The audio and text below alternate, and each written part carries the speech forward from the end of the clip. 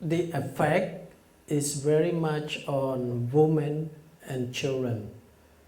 And we also, if you look back in the history about since after the Angkorian time, we find very hard to find a Cambodian good role model leader.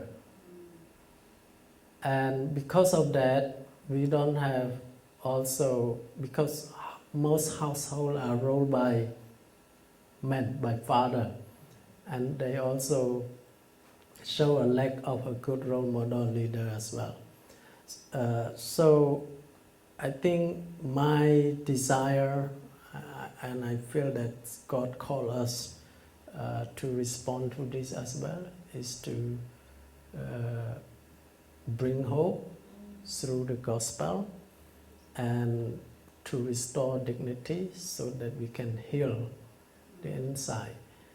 And go back early on when I'm talking about 4,500 NGO doing a lot of work in Cambodia, but at the end we only see a few that can succeed, that can make the local people own what they have been distributed to them. And that because they only respond with development, but they don't heal the inside. They don't own it because they don't develop a godly character to love for others. So, and also because of the culture and many other things, through their history, especially older generation, they are afraid of making change because they see the change is from good to bad, from bad to worse. And because they experienced that, they told many of their children,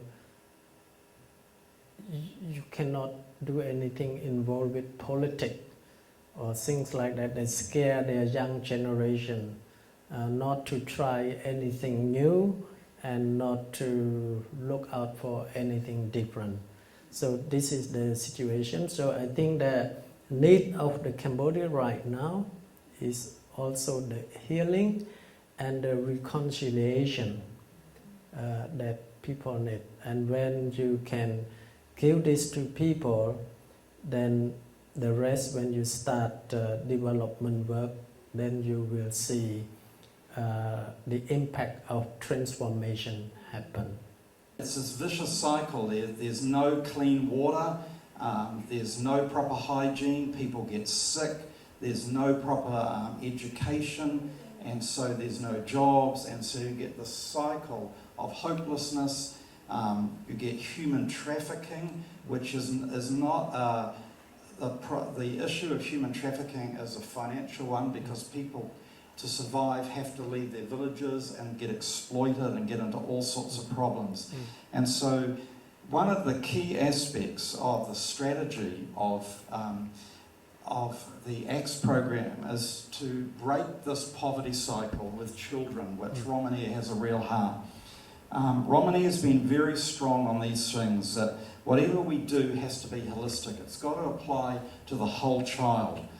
It's no use sending a sick child to school. It's no use sending a starving child to school. And so most parents of these children that we help to school, their parents have never been to school. They wouldn't know a school book, they've never done homework, they don't even understand the value of education. And so we've got to work in a holistic way, we've got to work transformationally. The last thing Romanea is very strong on this is that he doesn't want his people to become dependent on aid. The fact is that if you start just sponsoring children and providing children to go to school, all it does is make the family dependent on someone else and doesn't actually restore dignity. It just makes them feel even worse sometimes, that they've got to depend upon other people for even their own child. So this program works is trying to work with the whole family, get the family out of poverty, so after a while they can afford to send their own child to school and know the dignity and the blessing of being able to do that. And everything we do is integrated. So a lot of families have 2 or 3 hectares of land, that's right, isn't it, Rom? But they don't know how to use it. And so we work with the families, showing them how to make the best use of their land, and how we offer them microloans to be able to get the farm up and working. We provide them with business opportunities. We do water and sanitation so they can get clean water. And we work in just so many other areas to help holistically get this family out of problems.